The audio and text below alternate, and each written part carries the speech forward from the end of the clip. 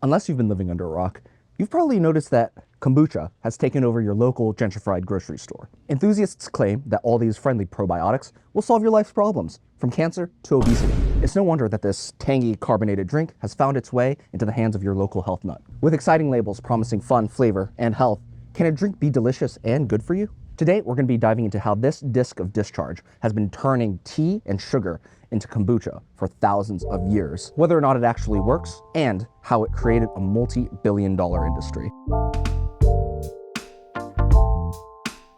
I first heard of kombucha back in college when I heard a bunch of nerds saying, hey, you gotta take care of your gut microbiome. But it's true. There are actually trillions of yeast, bacteria, and fungi living inside of us. Following the completion of the National Institute of Health's Human Microbiome Project in 2016, books like I Contain Multitudes and The Mind-Gut Connection brought some incredible insights and ideas to sheep like you and me. They suggest that the microorganisms in our bodies are actually more than just partners in crime, but integral to who we are as human beings. Anywhere from 70 to 90% of the cells in your body are actually not yours, but in fact fungi, yeast, or bacteria. And anyone who's gone number 2 after taking a round of antibiotics and killing all the bacteria in your gut knows just how, there's no other word for it, diabolical that experience can be. But it's not just your gut that's affected. These books present claims that your immune system, behavior, and even intelligence are all influenced by your gut microbiome. And because I'll try anything the internet tells me to, I started stuffing my face with kimchi and guzzling kombucha like your mom might guzzle. Kombucha has been a healing elixir for humanity since 220 BC. That's over 2,000 years ago. Kombucha likely made its debut in ancient China,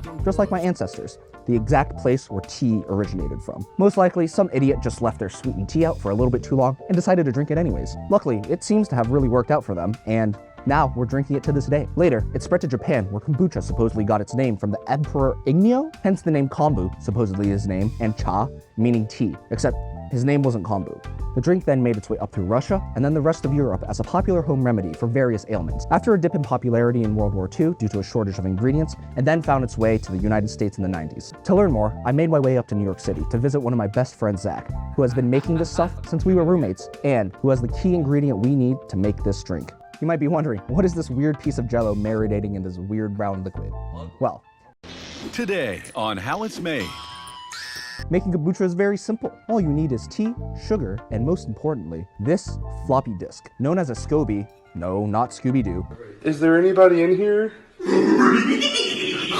But a symbiotic colony of bacteria and yeasts. This is the backbone for all the health benefits that kombucha is supposed to have. It is actually a multi-species organism with billions of creatures in it, each playing its own part in keeping the colony alive. Once you brew the tea and add the sugar, all you have to do is add the SCOBY, which feeds on the sugar in the tea, and wait. During this process, the tea is inoculated with all the microbes inside of the SCOBY.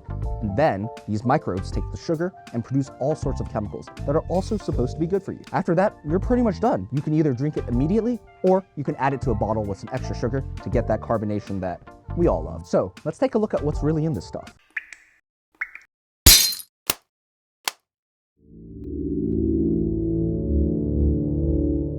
Fitting to the name, the major components in a SCOBY are bacteria and yeast.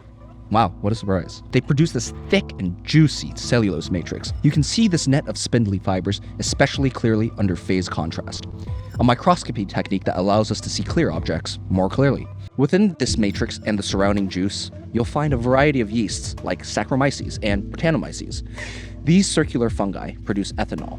So drinking kombucha and driving could actually make you a felon. Rod-shaped bacteria like acetobacteria, gluconobacteria, and lactobacillus take this ethanol and sugar to produce compounds like acetic acid, gluconic acid, and produce the cellulose matrix that all these organisms call home. As long as there's sugar to eat, these bacteria and yeast provide each other with the perfect environment they need to survive.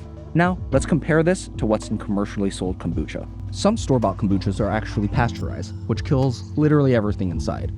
We do the same process for milk, the main difference being that oftentimes kombucha manufacturers will actually add back specific strains of bacteria and yeast in hopes of returning some of the probiotic benefits of the drink. For home brewers, this is actually unnecessary since the acidic environment created by the SCOBY helps ensure that only good bacteria and yeasts are able to survive, supposedly. Look at all these bacteria jiggling around like something you might find on top of a nightstand. You'll notice that it seems like the concentration of microbes is much lower, which I would actually expect. Because of all the additional regulations and standards that commercial manufacturers have to meet, they they may have some additional steps to ensure quality compared with my janky homebrew. Their kombucha must meet the requirements for alcohol content, food safety, carbonation, branding, labeling, state and local regulations, GMP, HACCP, quality control, allergen declaration. This is what you're paying for. So, after all this, how much money are they making? Being generous, for each serving of the booch, let's assume that tea is around 10 cents, sugar 5, add in some packaging, storage, and shipping costs. Let's keep that at 85 cents to make it easy, and maybe some extra variable costs for quality control. And that fancy kombucha brand, even with a retailer markup, is likely making at least 200% margin on each bottle they sell. The first commercially sold kombucha started with a company called GT Living Foods, named after its founder, George Thomas Dave. He discovered the beverage through his mother, who was diagnosed with an aggressive form of breast cancer, and so started drinking the home brew. She attributes part of her successful recovery to this tangy drink. Now George, being an enterprising young man, put cases of his homebrewed kombucha onto the shelves of Erewhon back in 1995. Yes, that Erewhon. From there, he continued to make more flavors, styles, and varieties of kombucha to help build the brand, and put him on the path to becoming the leading kombucha producer in the United States. And hey, I mean, look at this guy. He definitely gets his nutrients somehow. And so now I guess it's time to tackle the question, does this stuff work? A quick little search in our favorite internet chatbot reveals not much, but some limited research showing longevity increases, weight loss, and exploratory behaviors, whatever the hell that means, improvements in mice. 64 of them to be precise. And this one review from 2019 reveals just one study on humans? So, okay, there really isn't that much out there for the moment. But as I think you'll find with most foods, there's just too many variables to control for. And that's why there's no studies on that many of them at all. Like, does an apple a day even keep the doctor away? No, it does not. And so, what evidence should we look at? Unlike the moon landing, we've just physically taken a look at all the microbes that are living inside the kombucha that we made. Those can't be fake. More interesting to me, at least, we learned that this drink has survived over 2,000 years of history. A drink that transcends empires and borders, that's been kept around by generations of cultures for thousands of years, have found kombucha either delicious enough, which I think is actually probably questionable, or useful enough to keep around. I'm not going to claim that this means that it must work. The research is still quite incomplete, but if I were a betting man, and I am indeed a degenerate gambler, I would bet that this sour liquid full of yeast and bacteria has something special to offer humanity. Thanks for watching this episode of Not So Small. If there's something that you want to see me investigate under the microscope, let me know. But in the meantime, feel free to head over to your local grocery store and give the booch a try. Maybe you'll find it as fascinating as I do.